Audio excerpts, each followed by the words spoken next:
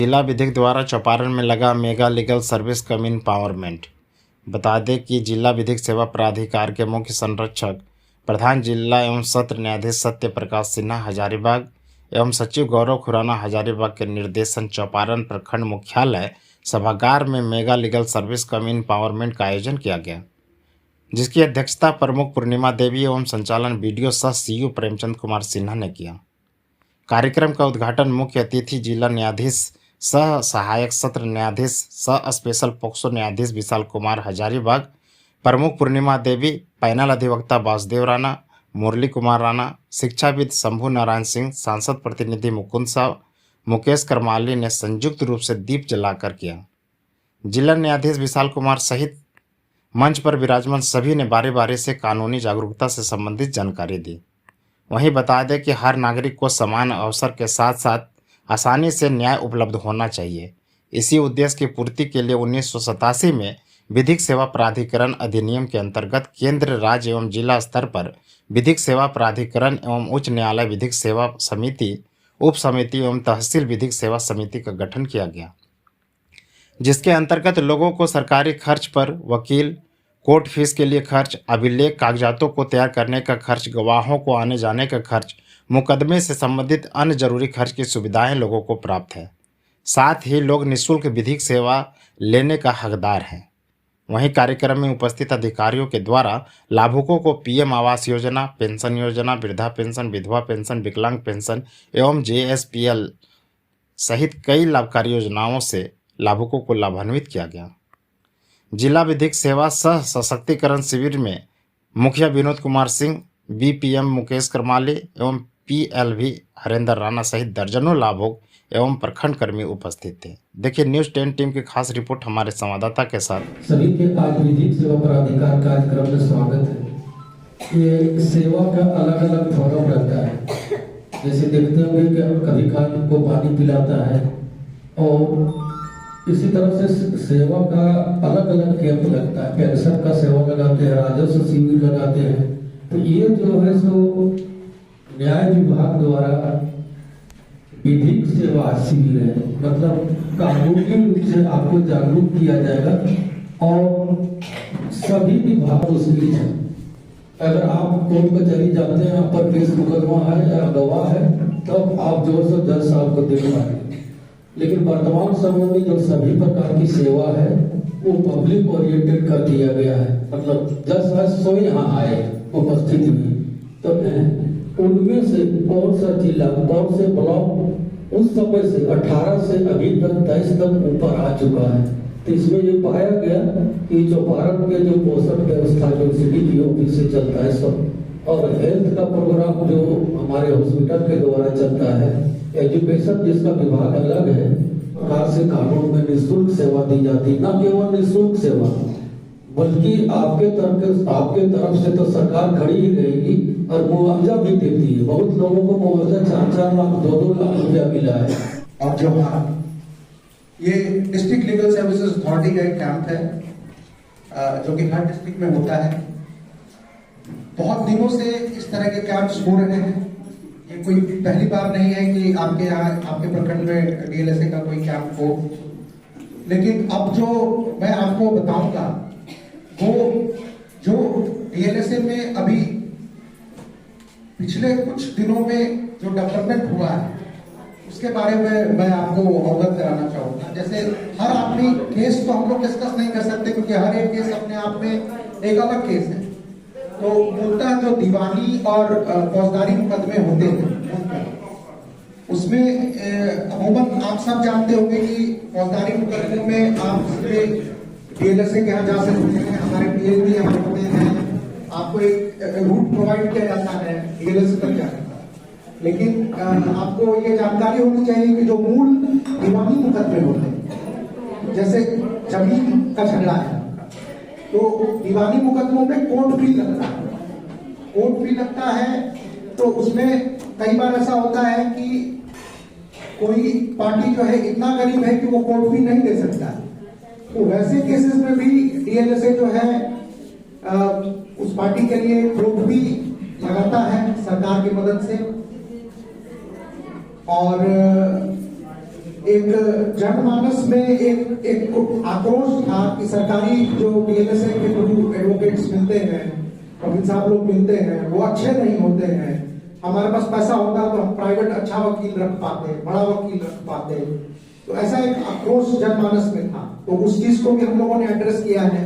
और अब हमारे पास पैनल में बहुत अच्छे लॉयर्स हैं जिनको बहुत अच्छा पैसा दिया जा रहा है, बहुत बढ़िया पेड है वो, और वो बहुत जानकार है।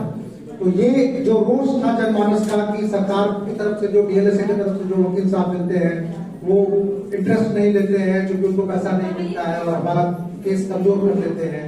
तो इस चीज को भी हम लोगों ने कैटर किया है। और अब हमारे हजारीबाग में 5 या 6 डिफेंस लॉयर जो डीएलएसए के पैनल पर हैं और उनको सरकार से बहुत अच्छा पैसा मिल रहा है और वो बहुत कॉम्पिटेंट लोग हैं। तो सिविल मुकदमों में जहां कोर्ट फी देना है वहां भी डीएलएसए आपके साथ है। क्वालिटी में जहां पहले जनमानस का ऐसा था कि क्वालिटी अच्छी नहीं है डिफेंस लॉयर्स की, तो उस चीज को भी हम लोगों ने कवर किया है। बाकी डीएलएसए के बहुत सारे प्रोग्राम्स होते रहते हैं, बेसिक तो उनके साथ में बता सकते हैं, जाने की भी आवश्यकता नहीं है।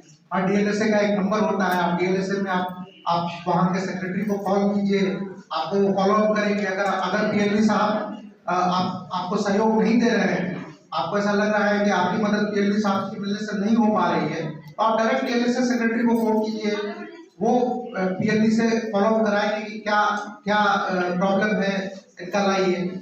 सरकार जो है वो आपके साथ खड़ी है।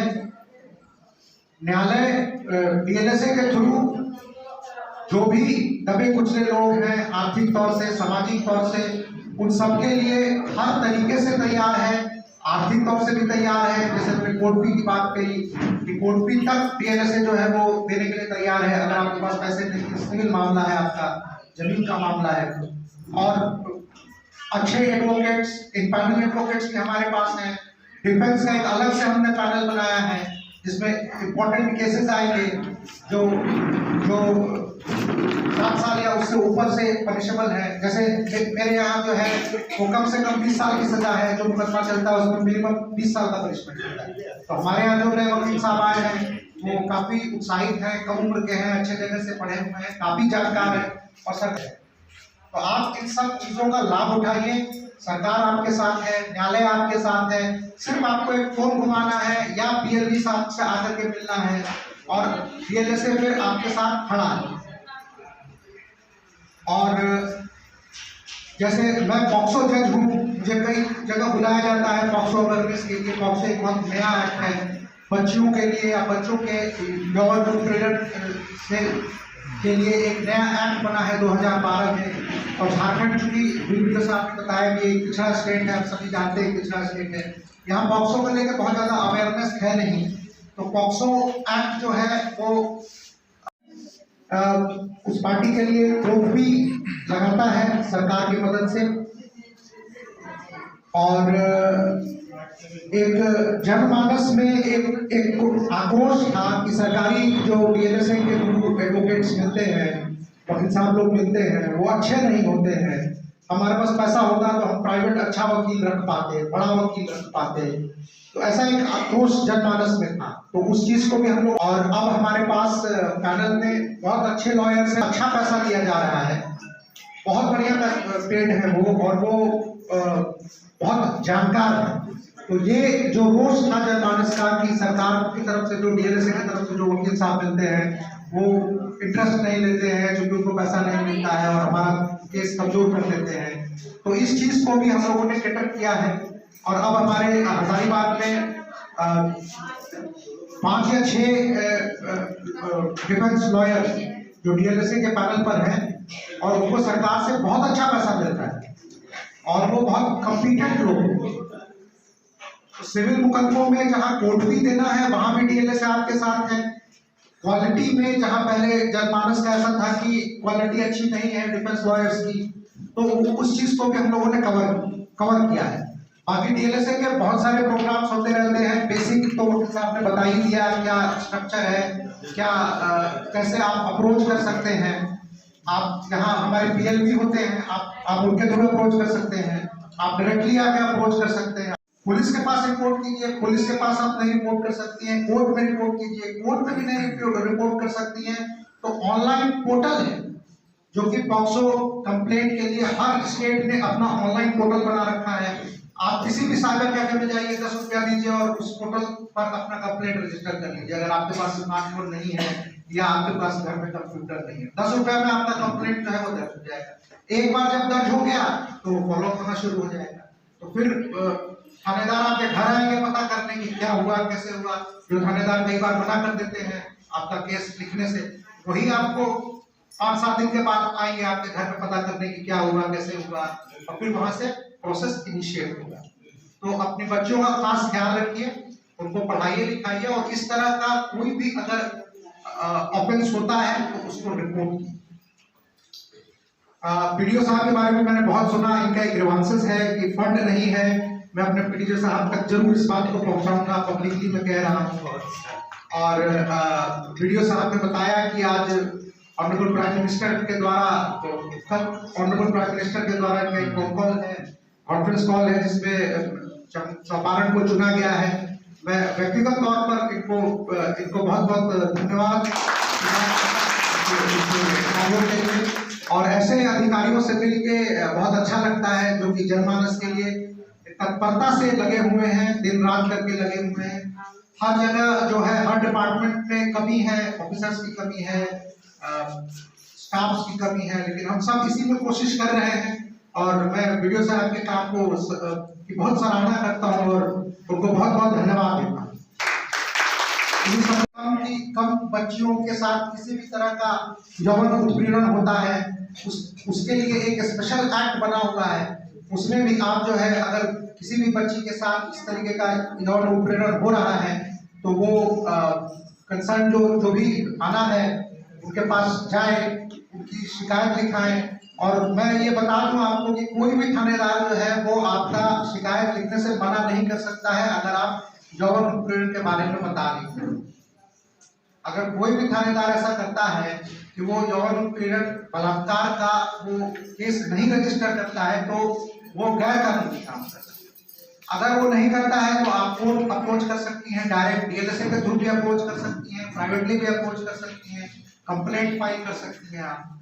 तो अपनी बच्चियों को सजग रखिए, उनको पढ़ाइए लिखाइए, और अगर कोई भी आदमी किसी भी बच्ची के साथ किसी तरह का दुष्कर्म कर रहा हो तो आप